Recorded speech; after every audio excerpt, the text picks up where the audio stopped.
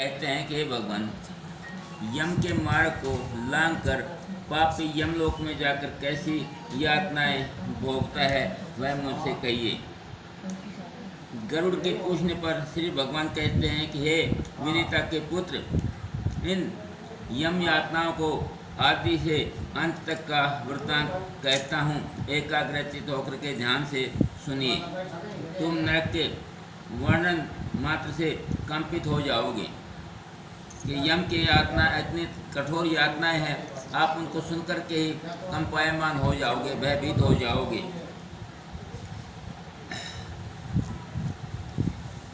हे कश्यप के पुत्र, बहुभीतिपुर के आगे 44 योजन लंबा चौड़ा भारी धर्मराज का पुर है। हर समय वहाँ हाहाकार मचा रहता है, जिसे देख पापी चिल्लाने लगता है। यमपुर में रहने वाले उसका रुदन सुनकर वे सब लोग आकर के द्वारपाल से कहते हैं। वहाँ धर्मध्वज नामक द्वारपाल सदा रहता है। वह चित्रगुप्त के पास जाकर उस प्रेत के सब शुभ अशुभ जो भी उसके कर्म किए होते हैं उन सब का वर्णन करता है।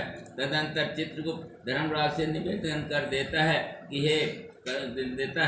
हे गरुड़, जो मनुष्य नास्तिक और पापी हैं उन सबको धर्मराज भली भांति जानते हैं। चित्रगुप्त से उसके पापों को तो भी पूछते हैं। सब कुछ जानते हुए भी चित्रगुप्त से कर्तव्यों का वर्णन करो, उसी के मुताबिक इसको स्वर्ग या नरक का स्थान दो। ब्रह्मा के पुत्र श्रवण है, वे स्वर्ग पृथ्वीलोक और पाताल तक घुमा करते हैं। उनको दूर ही से सुनने का ज्ञान है और दूर ही से देखने वाले उनके नेत्र ज्योति है। उन श्रवणों की स्त्रियां भी उन्हीं के समान हैं। वे अलग नाम की श्रवणी हैं। वे सब स्त्रियों की चेष्टाओं को जानती हैं। वे पुरुष और स्त्रियां स्त्री पुरुषों के प्रकट और गुप्त किए हुए सब कर्मों को देखते हैं और धर्मराज से वर्णन करते हैं। चित्रगुप्त से बता देते हैं, वे धर्मराज के दूत मनुष्यों के वाणी, मन और शरीर से किए हुए शुभ अशुभ कर्मों का यथार्थ रूप से कह देते हैं। मनुष्य और देवताओं के अधिकारी उन सत्यवादी श्रवणों में ऐसे ही हैं कि मनुष्यों में सब कर्म कह देते हैं। व्रत, दान और सत्यवादी से जो मनुष्य उनको संतुष्ट करता है, उसके लिए वे सौम्य पुरुष स्वर्ग और मोक्ष को देने वाले होते हैं। पापियों के कर्मों को वे सत्यवादी श्रवण जानकर धर्मराज के सामने कह देने से दुखदायी हो जाते हैं। सूर्य, चंद्रमा, पवन, अग्नि, आकाश, पृथ्वी, जल, हृदय, यम, दिन, रात्रि, दोनों संध्याएं और धर्म मनुष्य के वृत्तांत को ये सब जानने वाले होते हैं। इनसे कोई छुपा बताया कितने जीव, सूर्य, चंद्रमा, पवन, अग्नि, आकाश, पृथ्वी, ये जो मनुष्य करता है उन सब को ये देखते हैं। तथा धर्मराज चित्रगुप्त श्रवण और सूर्य आदि शरीर में टिके हुए बस पाप और पुण्य को जानते हैं। इस प्रकार यमराज पापियों के पाप को अच्छे प्रकार से निश्चय करके अपना भयंकर रूप उनको बुलाकर दिखाते हैं। वे पापी लोग हाथ में दंड लिए बड़ी काया वाले और भैंसे पर चढ़े हुए यमराज के भयंकर रूप को देखते हैं तथा वे प्रलय के मेघों के समान, गरजने वाले काले पहाड़ के समान, बड़े शरीर वाले, बिजली की कांति वाले, भयंकर और 32 भुजा वाले हैं। 3 योजन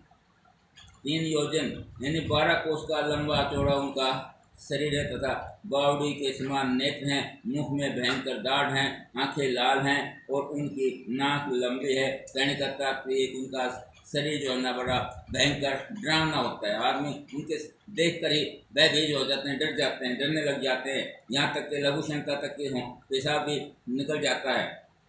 तथा चित्रगुप्त भी मृत्यु और ज्वर आदि से युक्त बड़ा भयंकर है। उसके पास यम के तुल सब दूत गर्जा करते हैं। उसको देखकर डरा हुआ पापी हाहाकार करता है तथा दान न देने से वह पाप आत्मा बार बार कांपता और विलाप करता रोता है। तदनंतर अपने कर्मों को सोचते हुए तथा रोते चिल्लाते हुए उन पापियों को चित्रगुप्त यम की आज्ञा सुनाते हैं। ऐतराचार्य पापियों, तुमने अहंकार से दूषित को बिना विचारे किस लिए यह पाप कर्म संचित किया है? तुमने क्यों पाप किए हैं? तुमने हे मूढ़ मनुष्यों, आप काम क्रोध से और पापियों की संगति से उत्पन्न दुखदायक पाप को इसलिए संचित किया, क्यों इकट्ठा किया? तुमने हर्षित होकर जैसे पहले पाप किए हैं वैसे ही यातना भी भोगो। इस समय मुंह क्यों मोड़ते हो? तुम लोगों ने जो बहुत से पाप किए हैं वे ही पाप दुख के कारण हैं। वह यह मिथ्या नहीं है। मूर्ख, पंडित, दरिद्री, धनवान और निर्बल सबल सबसे यमराज की समवर्ताव करते हैं। उनमें वहाँ किसी प्रकार का भेदभाव नहीं चलता है। चित्रगुप्त की ये बातें सुनकर पापी लोग अपने कर्मों को विचार कर चुप हो निश्चल बैठ जाते हैं। चोर के समान निश्चल बैठे हुए उन पापियों को देखकर धर्मराज उनके पापों की शांति के लिए उनको आज्ञा देते हैं, अर्थात पाप की शांति के लिए जैसा उनका दंड मिलना चाहिए वह आज्ञा देते हैं। इसके बाद वे निर्दयी यमदूत उनको धमकाकर कहते हैं कि हे पापियों, अत्यंत भयंकर महाघोर नरकों को जाओ।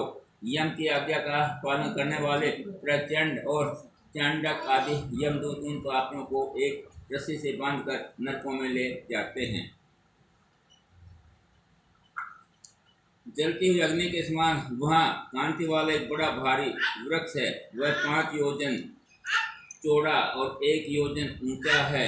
उस वृक्ष में पापियों की छांकलों से अधोमुख अर्थात नीचे की तरफ मुंह करके बांध करके वे दूत मारते हैं। वृक्ष की अग्नि से जलते हुए की रक्षा करने वाला वहाँ कोई नहीं है। यमदूतों से ताड़ित भूख प्यास से थके उस सालमली वृक्ष के अनेकों पापी लटके रहते हैं। आश्रय रहित वे पापी उन दूतों के आगे हाथ जोड़कर कहते हैं कि हमारा अपराध क्षमा करो, किंतु वे यमदूत बार बार उनको लोह की लाठी, मुद्गर, तोमर अनेक शस्त्रों से उन पर प्रहार करते हैं। उससे मूर्छित हो चेष्टा रहित हो जाते हैं। उन चेष्टा रहित पापियों को देख करके यमदूत कहते हैं कि दुराचारी पापियों, तुम किस लिए यह खराब चेष्टा करते हो? तुमने जल आदि अन्य सुलभ वस्तु भी कभी किसी को नहीं दी। किसी को तुमने आधा ग्रास भी नहीं दिया, न कुत्ता को, कौवे को ही बलि दी, अतिथियों को नमस्कार भी नहीं किया और पितरों का तर्पण भी नहीं किया। तुमने यमराज और चित्रगुप्त का भी उत्तम ध्यान नहीं किया, न तो उन दोनों के मंत्रों को ही जपा जिससे यातनाएं न होती, न कोई तीर्थ यात्रा की, न देवताओं की पूजा ही की और गृहस्थ आश्रम में रहते हुए न अन्नदान, अतिथि के लिए भोजन ही निकाला, साधु संतों की सेवा भी नहीं किया। तो अपने किए हुए पापों का फल भोगो। तुम धर्म से विमुख हो, इसलिए बुरी तरह दंड पाते हो। जो अपराधों को क्षमा करने में हरि भगवान ही सामर्थ हैं। हम तो उनकी आज्ञा से अपराधियों को दंड ही देते हैं। ऐसा कह करके वे दूत निर्दयता से उन पापियों को मारते हैं और मारने से वे पापी जलते हुए अंगारे की तरह नीचे गिर जाते हैं। सालमली के पत्तों से उनके शरीर में जख्म हो जाते हैं। नीचे पड़े हुए उन पापियों को कुत्ते नोच कर खाते हैं। तब वे रोते हैं। उनको रोते हुए देखकर यमदूत उनके मुंह में बालू रेत भर देते हैं। कोई उनकी अनेक प्रकार के कोई पापी तो लकड़ी की कटारों से चीरे जाते हैं, कोई धरती पर कुठारों कुल्हाड़ों से काटे जाते हैं। किसी को गड्ढे में आधा गाड़ कर उसके हाथों में वाणों से बीनते हैं तथा किसी को कोलों में डाल करके ईंट की तरह पैरते हैं। किसी को जलते हुए अंगारे और जलती लकड़ियों से चारों ओर से घेर कर लोह पिंड की तरह धोंकते हैं। किसी को घी की तरह कड़ाह में और किसी को तेल में कड़ाह में डालकर बड़ों के समान इधर उधर चलाते हैं, पकाया जाता है। किसी को रास्ते में मत हाथी के सामने फेंक देते हैं और किसी को हाथ पैर बांधकर नीचे को मुंह करके लटका दिया जाता है। किसी को कुएं में डाल दिया जाता है, किसी को पहाड़ पर गिरा दिया जाता है। कोई कीड़ों से भरे हुए कुंड में डुबोया जाता है, जिनसे कोई कीड़े उसे बहुत व्यथित करते हैं। वज्र के समान चोंच वाले बड़े बड़े कुओं और मांस के लोभी गिद्धों से उन पापियों के सिर नोचे जाते हैं तथा चोंचों से उनकी आंखें और मुख नीचे जाते हैं।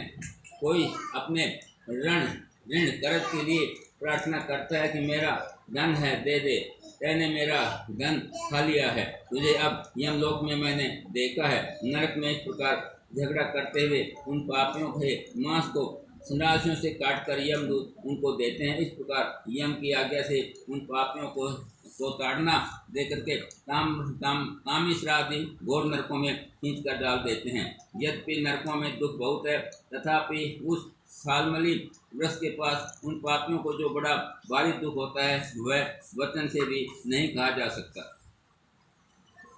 हे आकाशचारी गरुड़, 84 लाख नरक हैं। उनमें सबसे कठिन घोरव नामक 21 महाघोर नरक हैं। उनके नाम हैं कामिश्र, लोशंकु, महारौरव, सालमली, रौरव, कुड़मल, कालसूत्रक, पूति, मृतिक, संघात, लोहितोद, सविश, संप्रतापन, महानिरस, कंकोल, संजीवन, महापत, अविचि, अंधता मिश्र, कुंभीपाक, संत्रापन और तपन, ये 21 नरक हैं। इन सब में अनेक प्रकार की पीड़ाएं होती हैं और पापी ही पड़ते हैं। वहाँ पड़े हुए एक कल्प तक यातनाएं भोगते हैं। जो तामिश्र, अंधतामिश्र और रौरव आदि की यातनाएं हैं, उनको स्त्री और पुरुष साथ ही साथ भोगते हैं। इस प्रकार अपने कुटुंब के पालन करने वाले और अपना पेट भरने वाले ये दोनों ही इस लोक को छोड़ करके यम लोक में जाकर के ऐसा फल भोगते हैं। जितने प्राणियों में से बैर करके अधर्म से जो रास्ते के लिए खर्च इकट्ठा किया है, वह अपने इस शरीर को छोड़कर अकेला ही वे अपने कर्म से प्राप्त निश्चित भी प्राप्ति की है, तो नारी की सहयोग से की है। तो नारी घर को चलाने वाली है। इसलिए मैं आपसे कहता हूँ, आप जो ना एक रोटी गौ को जोड़ दिया करो, यथाशक्ति धरण करो, बूता साथ करो, बूते से बाहर मत करो। अगर एक रोटी है तो एक ही रोटी को दे दो। एक किसी आए हुए का निरादर मत करो, हाथ का उत्तर दो दोनों। किसी की निंदा मत करो, किसी को अपने मुंह से किसी की निंदा नहीं करनी है। ये नियम ले लो कि किसी का मजदूर का फायदा नहीं उठाना है, किसी की निंदा नहीं करनी है और यथाशक्ति अपनी सेवा करो। चतुर्थ अध्याय। बोलो श्री कृष्ण भगवान की। देव महेश्वर गुरु साक्षात् परम ब्रह्म तस्मै श्री गुरुवे नमः। ध्यानम मूलम गुरु मूर्ति, पूजा मूलम गुरु पदम।